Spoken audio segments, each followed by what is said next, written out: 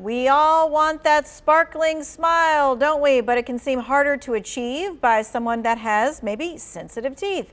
Well, tonight we are joined by Dr. Malik Johnson, a dentist with Grandover Village Dental Care. He's going to be talking about tricks for the best care for sensitive teeth. And of course, he's going to be answering your questions. That's right. This is your chance to ask the doctor one-on-one. The number is 336-379-5775. All right, first and foremost, this is like a thing for me because I got sensitive teeth too, so I'm in on this. What does it mean if my teeth are sensitive? Great question. Great question. Well, as always, encourage you to come see a dental professional, most likely me, right? Because I have some follow-up questions. My first question is, how sensitive? I normally ask 1 through 10, how sensitive? And then I'll go from there and say, is it sensitive or is it painful? Because there's a slight difference, right? And then I'll also ask you to explain to me your symptoms. Is it sharp shooting sensitivity? Is it a dull sensitivity? Is it every now and then? But in general, sensitive teeth means something is going on. Whether it's you're just drinking something too cold, or maybe you have a cavity that's been sitting in there for a long time. So if you're experiencing sensitivity, come see us and let's have a conversation about it and see how we can get to the bottom of it. Yeah, don't be scared to be like, oh my gosh, I'm going to have all this work done. It could be just a change in toothpaste and how you're actually brushing and that kind of thing. So that's the next question. Like, what can be done or what can I do to help my teeth from being sensitive? Well, you gave me a great segue right there. Changing toothpaste is pretty much my first line of defense. I recommend Sensodyne, which is toothpaste brand that is geared specifically towards sensitivity. And Sensodyne also will throw in some whitening, some of those other things that people just love. But Sensodyne toothpaste is, like I said, is my first line of defense. Second thing I say is, well, whatever you're doing to introduce that sensitivity, you're eating a whole lot of ice cream, eating a whole lot of candy, whatever it is, maybe let's try to dial back off that, okay? And following things up with some room temperature water, candy sweets, Jolly Ranchers, whatever it is, some room temperature water is a good way to kind of reset the mouth and get things back to a baseline. So I just heard you say, like, if you are eating like hard candy and stuff, you should rinse with water, swish, or at least drink water.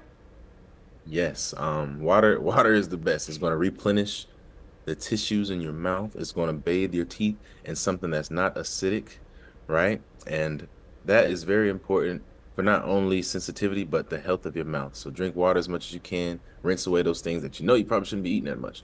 So we Okay.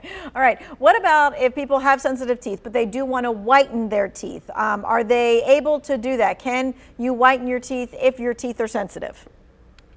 So when people come in and they say, I want white teeth, whitening, but I have some sensitivity, right there for me, it's kind of a red flag, right? I don't like to do whitening if you're already experiencing sensitivity. The whitening, whether you're doing, I know everyone's seen the blue light phenomenon, um, and the bleaching solutions and things like that. Sometimes when not used properly or just used too often, they'll strip away that outer surface on your teeth, the enamel, right? And when you're stripping away that enamel, that's going to make your teeth even more sensitive. So if you are experiencing sensitivity, two things I'll say is, one, it's not the right time to be doing whitening. And two, it could be from doing whitening. So just be careful, talk to a professional. Let's look at things and let's make sure we're doing what's best specifically for you, not just what you saw on TikTok or what you heard on TV. Okay.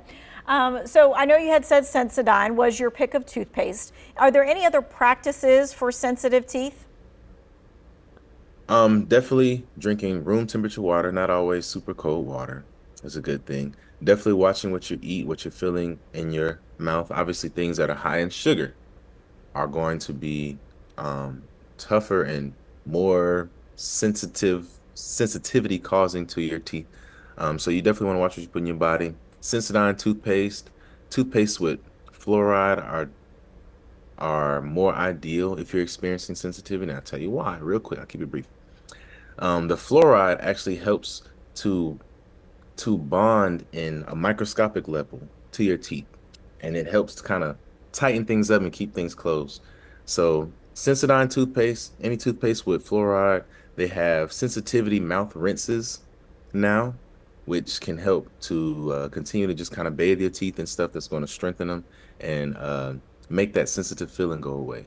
I've heard of So, some people using the sensitive toothpaste to brush their teeth with, but then they put like a little bit on their finger and they put it like on the tooth to help with that. How does that work? How does that help? hmm it works just the way the Sensodyne or whatever that toothpaste is that you're using. That's how it works. So it's not going to work if you don't use it and you don't put it on your teeth, right? And all the way down to how they make these toothpastes, they have a small scale of anesthetic in the toothpaste.